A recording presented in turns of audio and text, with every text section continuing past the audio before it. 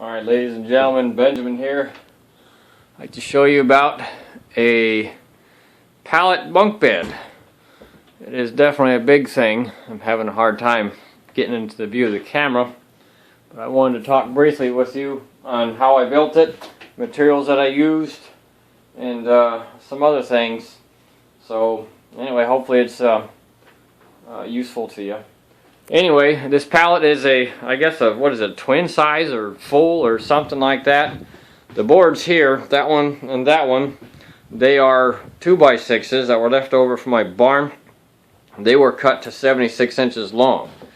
And then the boards that go across, this one was cut to, those were cut to 35 on all fours. And the way I built this is it uses 4x4s for the construction. I think those are 6 foot 4x4s, and I think I measured out when I started building the frames. I measured up, I think, like 14 inches here, and then 50 inches to the top, and that seemed to work out pretty well. And I did that on all the boards, and then to prevent cracking of the wood, I used, I drilled the holes all the way through first, and then I used 5-inch long, I think a 1/4 inch diameter lag bolts. And so I think there's 32 5-inch long lag bolts in here. That was leftover wood from the barn. And then all the other wood is from pallets. For the exception of some of the longer pieces, obviously there ain't no pallets this big. At least not that I know of anyway. The rest of the, okay, there's only 2 finished pieces on here. That's this piece and the other piece. Those are the only ones that are store-bought wood. But other than that, this 2x4, that back 2x4, the 2x4 below here is rough cut lumber from my friend. So Casita Georgia pine, I guess, whatever you want to call it, whatever kind of pine tree's a word, but there, that's rough cut.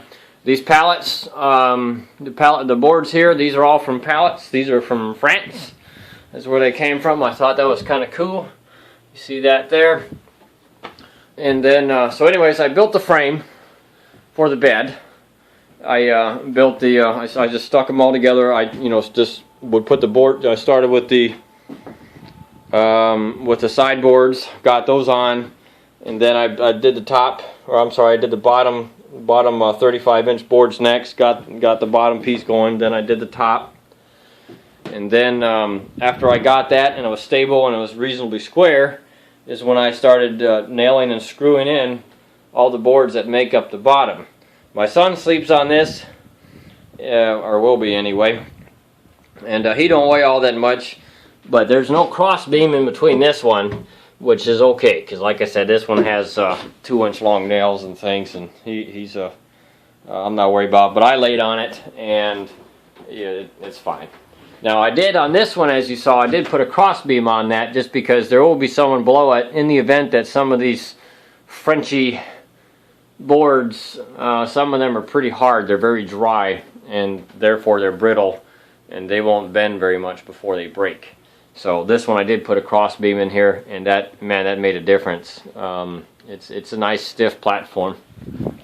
So in the way that I did that, like I said, I just lined it up in the center, and then each one of these boards I just put one screw in there to hold it in place, and there's 3-inch long bolts on this side and that side. These right here, this whatever you want to call these, bars or whatever, these are also from pallets too. Some of the other pallets that I got had 1-inch, had some, whatever these are, 2.5, 3-inch wide boards. Maybe those are 2.5, I don't know what they are. But I just cut those to, I think those were like 19 or 21 inches or something like that. And then I don't know how to do the board here and a board to the bottom of that. Don't know how to do that, didn't really care. So I just did it just like that. And the thing about it is the kids really like it. So anyways, my screws that I had were kind of short, so, and also I didn't want the screws protruding out, or when I was driving them in, I didn't want them cracking the boards, because like I said, it's dry, it's very dry pine. So I countersunk all these holes before I drilled, or I'm sorry, before I drove screws into them, so that way it doesn't crack and it worked because there are absolutely no cracks on this bed. I did the same thing for that too, and the same thing for the back side. On this side will eventually be, oh, these are from Germany. I don't know where the label is, but anyway, these boards are from Germany. They seem to be a lot better from the ones from France. Yeah, there it is. So this is a multinational bed, imagine that. Anyway, so on this side is going to be the stairs, and the design that the kids showed me that they wanted to have drawers under here, so there's going to be drawers under here, and then on this side is going to be the stairs that in between each of the steps is going to be drawers. So ideally there's going to be 4 drawers on the bottom, there's going to be 4 drawers for the steps. Yeah, so all in all it was a real fun project. The bed is very, very stable. You could do all kinds of silly business on the bed, jump around, you know, kids want to jump on it, fine. If they want to climb on it, there's not really any fear of them breaking it or anything like that.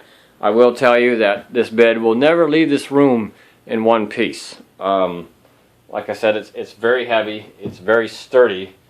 I'd almost say it might even double as a tornado shelter. But yeah, it's definitely never leaving this room in one piece. If we move or have to get rid of it for one reason or another, it's yeah, it's going to have to get broken down into all the individual pieces. But it took me about 2 days to do it. I'm going to say maybe 15 or 16 hours into it. You know, I'm not no carpenter or nothing like that. I just used what I saw on the internet. You know, coming up with some different ideas. But other than that, just, you know, this was my own doing of how I did all this. Just using the best of what I know and what I thought would work, and my very little knowledge of woodcrafting. But all in all, like I said, I like it. And considering that a bunk bed of this size, just a bunk bed of this size would cost me right around $700 if I wanted a real one, not some cheap Chinese crap from China. No, I'm not taking that crap. I don't want that junk. Keep it away from me. So I just built one. I got maybe $40 in screws in it. That's it. All the materials were, you know, the pallets were free, obviously. The boards left over from the barn, so okay, that was already a calculated cost from long ago, but not bad for $50. Not bad at all.